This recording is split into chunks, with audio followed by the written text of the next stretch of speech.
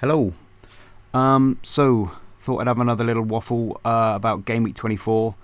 Um, the main thing, my main issue this game week is that I have made a rookie error. I think so. Basically, I had 3 transfers planned for this game week. I had them planned for like weeks and weeks, and then I was going to be priced out Tuesday night, so I made them Foden to Bruno, O'Reilly to Senesi, Richards to Alderete, and then yesterday I checked in and I still had Foden, O'Reilly, and Richards. So I'm guessing I must have just not hit confirm.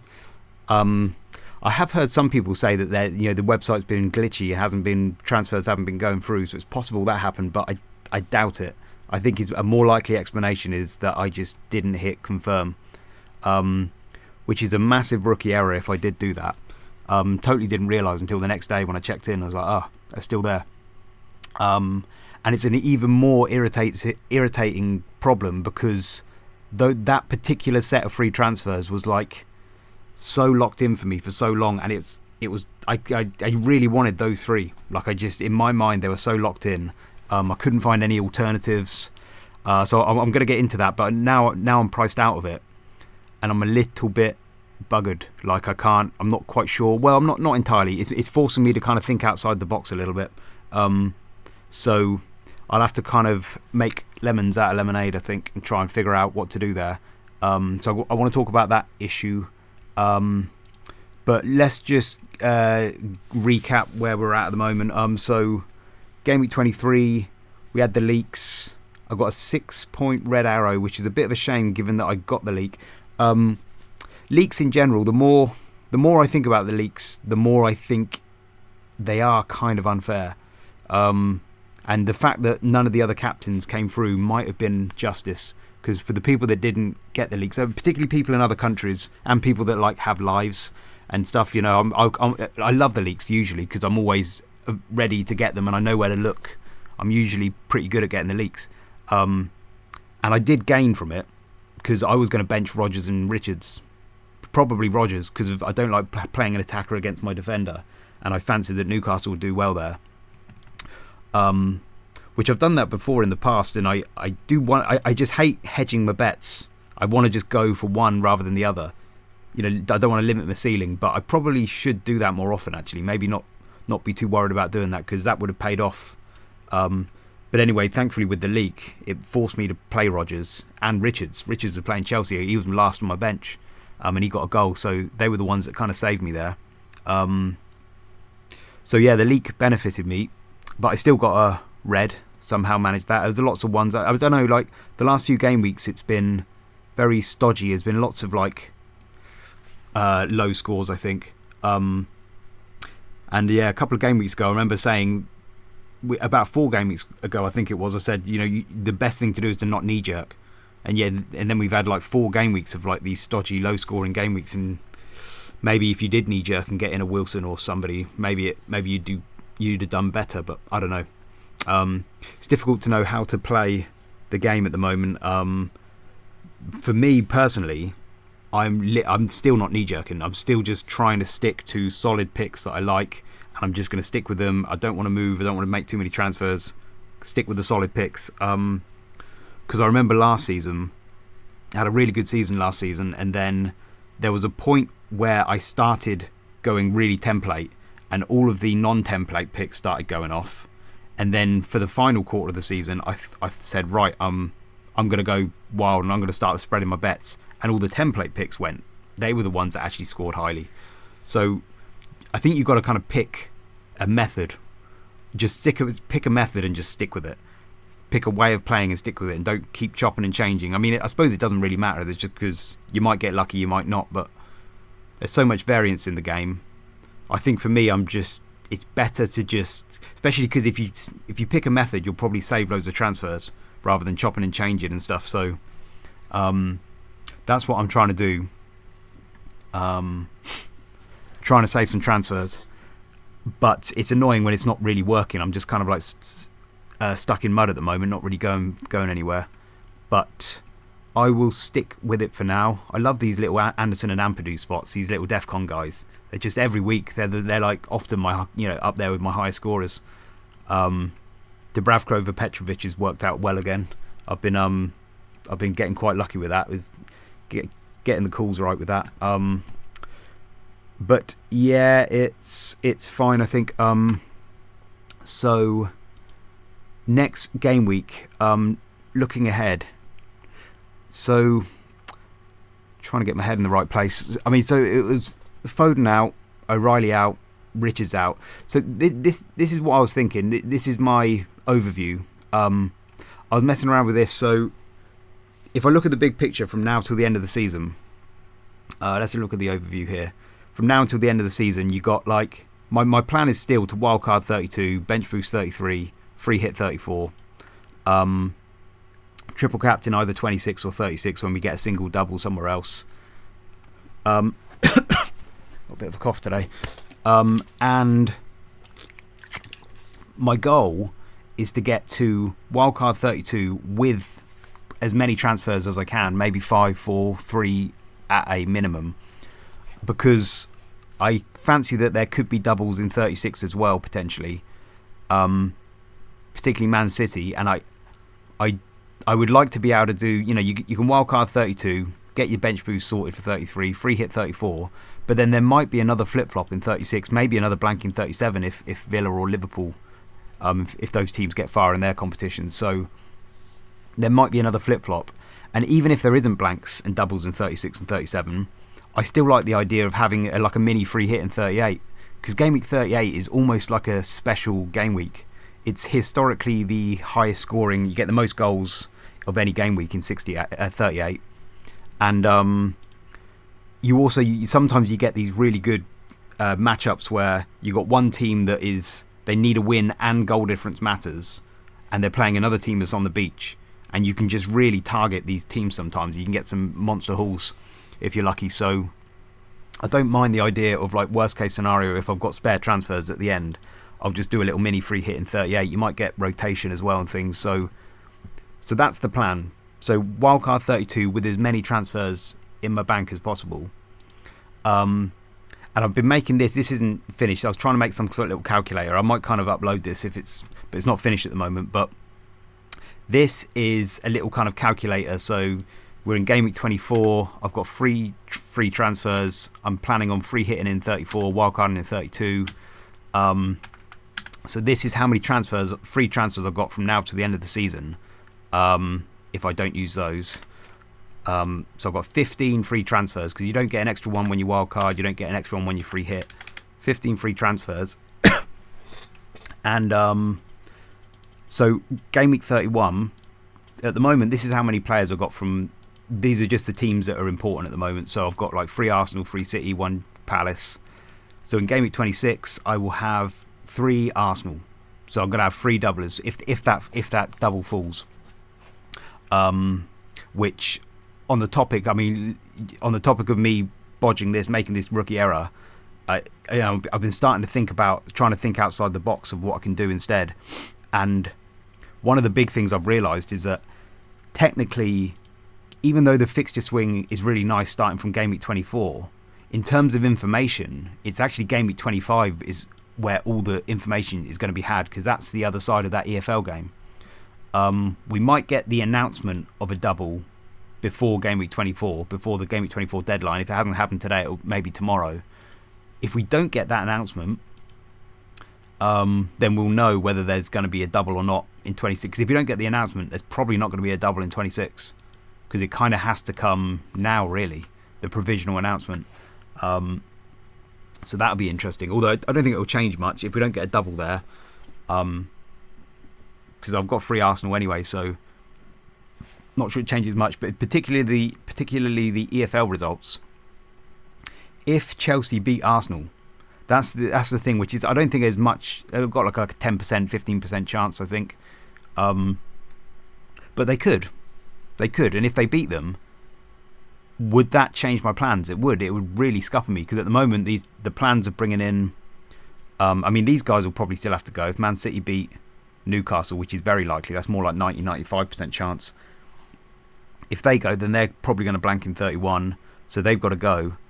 But what am I thinking? No, but if Chelsea beat Arsenal, then I'm going to want Enzo, probably. And am I going to want more Chelsea? Do I want to go for a Chalobah?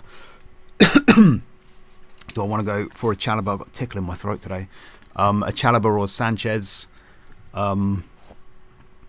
Yeah, I might do.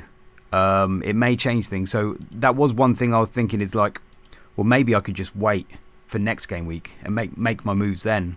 That is one option. But anyway, coming back to this. So at the moment, though, it's most likely going to be Arsenal. And if they get a double in 26, then I'll have 3 doublers for that. And then at the moment, I'll have 7 blankers in 31. So in order to, and ideally I want to have, I've got 3 bench. So I'm going to have to spend at least 4 of my transfers. Like at the moment, when I wildcard game week 32, I'll have 11 transfers, which is obviously, you can't have 11 transfers, but that's how many I've got from now till then. So if I use 4 to get rid of 1 Arsenal, a couple of Man City, and one of my Palace ones, because I want to keep Haaland, then I'd have 3 blankers in game week 31, which is, my bench should be able to cover it. I've got a good bench, Kroopy, playing players that should be able to cover it. So that leaves me with 7 transfers for wildcard 32, which basically means I've got 2 extra transfers from now until game week 31. So if I use 4 transfers to get rid of 4 blankers, 31 blankers, then that only leaves me with like 2. Unless I don't mind having less than 5 transfers for wildcard 2, and if I just want to have 3, then that will give me 4 transfers between now and then. So I'm kind of playing with those kind of numbers, but it's not that many. And basically, this is me explaining why I was so kind of locked into selling Foden, O'Reilly, Richards, because these were players that are definitely. Hang on, I'm gonna cough. Sorry, I've got a really tickly throat today. Yeah, Foden, O'Reilly, Richards, very likely to be blankers in 31. So that's why I wanted to get rid of them more so than anybody else. Ekitike, I didn't really want to be messing around with them because they are transfers that I feel like transfers are really rare, really kind of what do you call it, precious. And so I just wanted to use some for those so I can get ready for 31, and then I'm just down to like the ones that I need. I've only got like 2 or 3 more that I want to use for luxury transfers. So that was the thinking.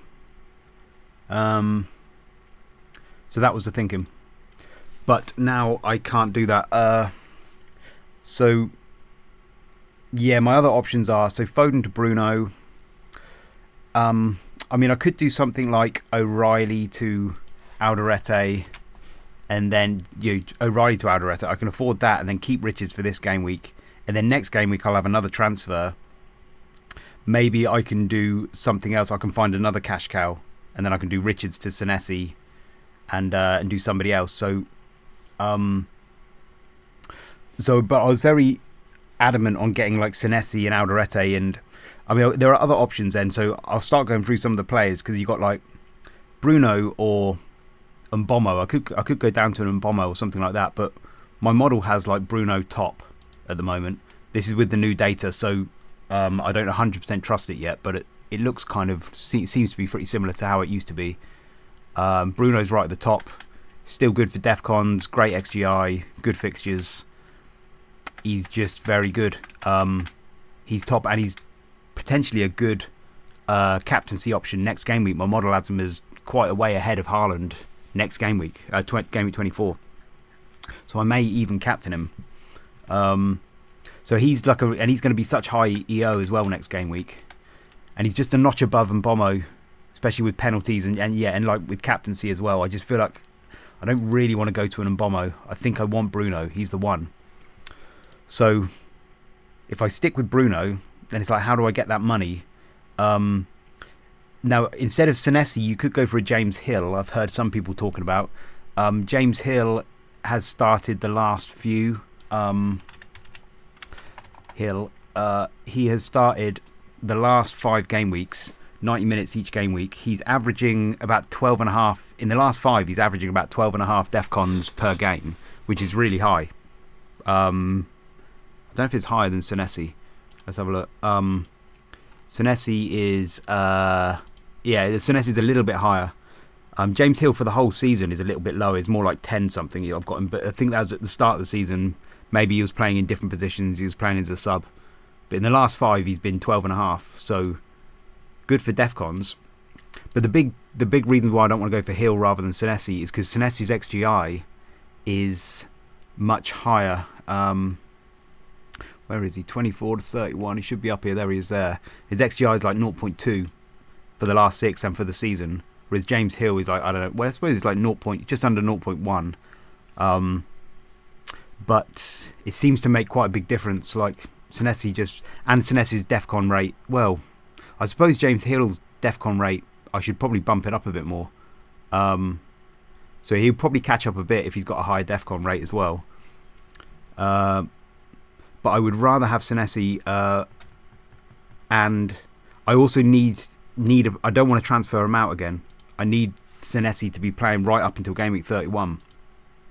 I don't want any risks because I'm trying to save the transfers here. So, and if James Hill leaves, it could be a problem. But then something else, which is like, this might be a blessing in disguise that I bodged I did the rookie error, because afterwards, the next day, I found out that Senesi's actually been linked with moves to Juventus, and I think it's Juventus, moves away, and so that might be a little bit of a blessing in disguise. And so again, that's another reason why maybe waiting as much as I can could be good, because in game week 25 you get the EFL results and we get the closure of the transfer window. So it would, if I can wait as much as possible, it probably would be better. And so one move I could do, if I did Foden to Bruno and then just O'Reilly to Alderete and then just kept Richards, that could work. And then next game week I'll have 2 free transfers. I could look to do someone else, maybe Richards to Senesi, and see if I can find a cash cow somewhere else. I could possibly do that, but it's finding the other cash cow. I'll talk about the cash cow in a minute. One other thing is like Alderete versus Mukiele. I do think I prefer Alderete to Mukiele, because Mukiele, when he plays right back, his defcon rate is a little lower. It's about 8.5 something, whereas when he plays centre back, it's like 10.5. And that little notch lower defcon rate, I think, bumps him down a bit.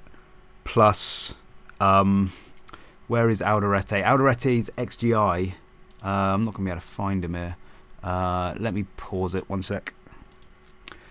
So Alderete, their XGI is actually very similar, but Alderete has slightly more XG than XA.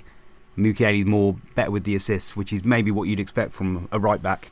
And so with that, I think Alderete, I mean, I haven't adjusted this yet, so Mukiele's numbers are probably lower than that as well. So I think it probably bumps Alderete above Mukiele. I do think Alderete's nailed. I think I've heard some people saying he may miss a game, but there was a period where he missed some games in the middle of the season. But it looks like he was injured. So Alderete was here. He missed these 4 in a row, so he must have just been injured, I think. It wasn't like a benching or anything like that. He missed the first, but that was when he was a new signing. Every other game he's played, 82 minutes there, but he's played every game.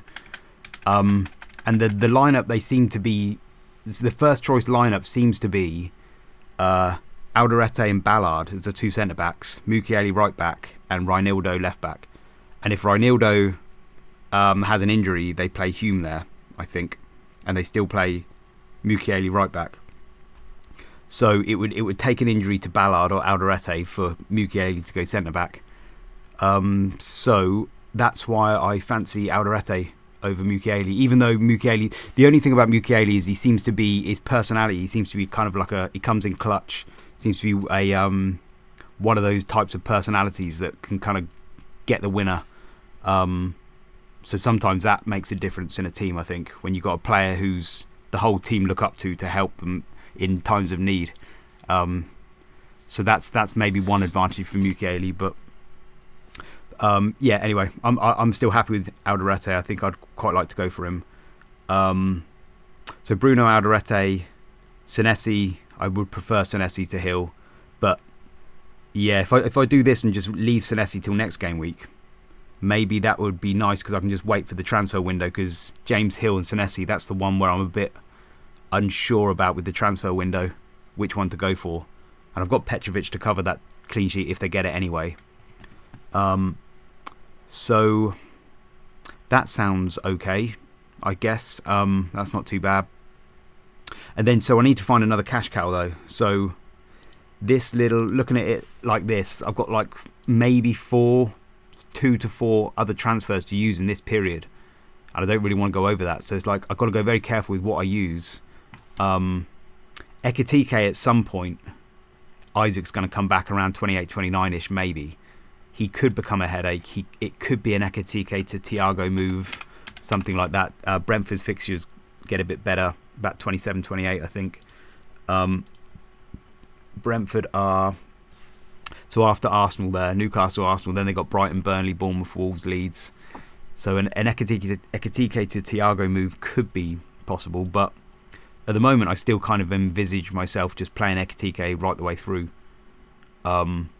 I think Liverpool's fixtures aren't too bad. They've made the top 8 now, which is very handy. So we're here. How many minutes did he play against Karabag? He played a bit, didn't he? Let's just have a double check that. Liverpool, Ekitike. He played quite a bit, I think. That's not going to tell me how many minutes he got. Ekitike, 67 minutes. Okay, so that's fine, isn't it? So he had a little rest. He had a rest against Bournemouth as well, obviously. So I would say there's a fair chance he'll start Newcastle. Tricky, but I think he'll probably start. Then he's got a nice big rest here. Nothing in the EFL. Man City, Sunderland. If we assume he's going to have a rest in the FA Cup, which he might not do, it could come in Sunderland, so that's a bit of a risk there. But yeah, that's a tricky one. He could get a rest there. But then again, I don't know. I think I'd fancy my chances. there because he could play 3 in a week still. I don't think that's too scary a prospect. So yeah, I think I'll keep him for there, but he could get a rest there. Then they've got these nice free midweeks here, so he can play that one. Only got 2 games here. And then I guess here in 29, we can reassess it here because he might have, this will be the round of 16 Champions League starting and something else going in here. Must be an FA Cup round in here between 29 and 30. So we can reassess it there. Yeah, got FA Cup, then a round of 16. So Ekitike, I think I'll be keeping. Where was I? Ekitike, I'll probably keep. Rodgers to... One player I'm thinking about is Enzo. Enzo is very high on the model. 24 to 31. If I look at all of them, he's up here somewhere. Let's look at all of the players. But I'm not sure if he's going to start this weekend. So Enzo's really high still. His XGI is just really good for the whole season. He's got a pretty good start rate. Great fixtures. West Ham, Wolves, Leeds, Burnley. I mean, if they happen to beat Arsenal in the EFL Cup as well, then they will probably get a double in 26. It can't be 27. If they do get a double, it will be 26 as well. Because I noticed that Everton, it'll be the game that will blank in 31 will be Chelsea-Everton here. So if it gets brought forward to 26, in 27 Everton are playing Man United on the Monday, and then they also play on the Saturday there against Newcastle. So there's not enough room to put it in 27, the Chelsea-Everton game. Which is almost looks like the TV schedulers did that deliberately, because they put the Wolves game on the Friday there as well. Arsenal Sunday, Wolves Friday, so they couldn't fit. It's always like they've done it for both of those. They deliberately couldn't fit it in there. Newcastle Sunderland. They probably could have put Newcastle Sunderland in there, but anyway, interesting. So yeah, that would have to go on 26. So Enzo's interesting. The only problem about Enzo though is because Enzo would give me an extra million as well. I could do Rodgers to Enzo. And originally I didn't want to do that because it just seemed like Rodgers is nailed for the whole season. Enzo, I'd be looking to maybe transfer him out in 28 against Arsenal, Aston Villa, Newcastle, and then Everton. But I could just not. My model has Enzo quite clear of Rodgers. Rodgers is down here somewhere on like 32 points from 24 to 31. Enzo's on 42 points ish if he plays all those games. 42, which is a good like 10 points more from 24 to 31. So that's including the tough fixtures. So I could just use a transfer for him and just leave him there and not transfer him back. I mean, I like Rodgers, but Enzo's got better XGI apparently. The only problem with Enzo though is I'm not sure he's going to start this weekend. So we've got, where are we, 24, West Ham, Chelsea's playing West Ham here. You've got it's quite a tight turnaround, and if you look at Enzo's minutes for the season, Enzo, he played every game. He missed game week 8, just missed it entirely. I don't know if that was just a rest. I think it was a rest or something like that. And then he didn't start game week 17 either. He had a bit of a rest there. Then every other game he's played. I was looking back through his minutes here, so he kind of started the season, played a few minutes here and there, a little bit of a rest, and then he had like a block of starting every game for 3 games a week or 2 games a week for 3 weeks there every game. International break, had a bit of a rest, comes back from the international break, looks like he's a bit tired. That's the game he missed after the international break, and only 45 in the UCL, so maybe he got injured in the international break. I can't remember. And then he comes back here and he's only playing 1 a week though, so maybe he's coming back from the injury. I don't know. International break, doesn't play. Then he comes back here and he's got a 3-week block of just starting every game again, 3-week block. But then he missed this one. That's game week 17 where he got the rest. So he had a 3-week block again, playing every game. EFL Cup, he's had a rest. He just missed it entirely. But then game week 17, it's weird that he would miss that when he didn't have to play the EFL Cup and he had a whole week off there as well. So it's kind of weird that he would actually not start 17 either. So that suggests, almost feels like when he plays 3 weeks straight, he gets a bit tired or something. Or maybe he does still have a knock. But then we come forward a bit, and so he's played 4 games here back to back, gets a little rest in the FA Cup. And then we come up to here, EFL Cup, and he's played 1, 2, 3, 4, 5 games back to back. 1, 2, 3, 4, 5. So his limit is normally, like, if we go by that, it would be 6 and then a break. We might be reaching his limit, is what I'm thinking. Maybe not. Could be overthinking. It's but, and if you look at that little kind of this turnaround here, he just played the full 90 against Napoli. They're probably going to want him for that Arsenal game. And it's a very tight turnaround here. It's only 2 days break and then West Ham and then 2 days break Arsenal. You can have a break in the FA Cup game there, but then they've got another couple of games here. Wolves, Leeds type turnaround. It does feel like, so would he play all of these? Just play that one, that one, that one, that one, and that one? Maybe. But it does feel like a bit of a risk, and so if I can avoid him for West Ham, I don't necessarily need to do it. It would literally be, what was my thinking? I think my thinking was to do Rodgers to Enzo this week, and then do maybe a Senesi or something. But I don't think I need to do that.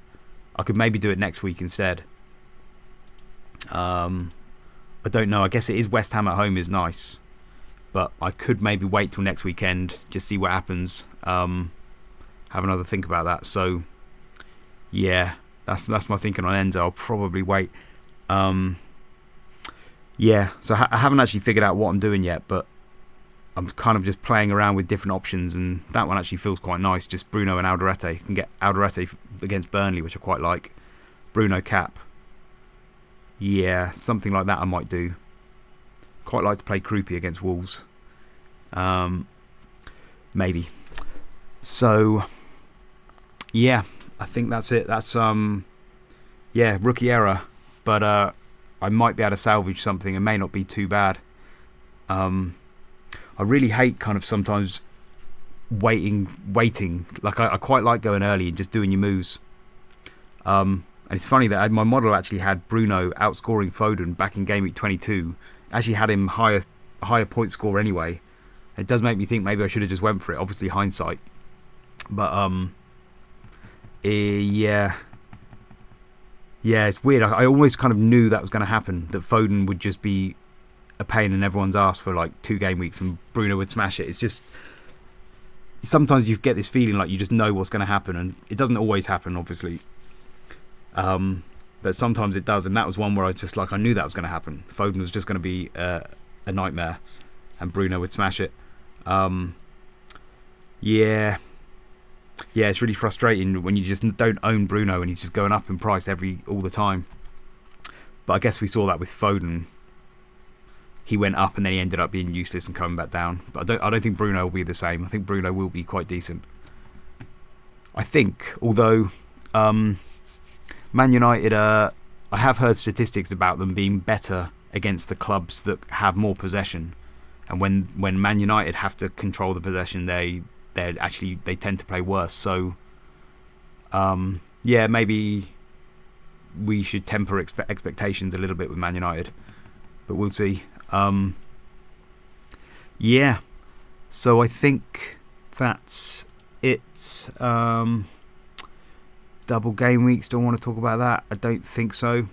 I did slightly tempt this possibility that games could end up going in this weekend of the FA Cup, the quarterfinals, and so actually wouldn't be a blank. This blank game week 31. Like, for instance, if Man City were to get knocked out of the FA Cup, which they won't against Salford, but if they get a hard time round of 16, they get knocked out, their Man City Palace game, blank in 31, could just go into the FA Cup weekend there, and then it wouldn't be a blank at all. But I've softened on that now because I found this article about apparently the FA Cup had some kind of agreement with the Premier League to have their own exclusive weekends with no Premier League football, and it was this whole kind of like trying to get the magic of the FA Cup back, and so it seems to be a kind of agreement that they won't do that unless they absolutely have to. I think they probably would, and I think they have done it, I think, in the past, or they probably would do it, but I think they would try not to. Yeah, because one of the agreements last season was to not play any games on the Friday before the FA Cup final on the Saturday in Game Week 37. That was part of the agreement, and then they ended up doing it with Aston Villa and Tottenham. Or was it Aston Villa and Tottenham, or Tottenham and Man United? They had to do it. Yeah, so they will go back on this stuff. But, Man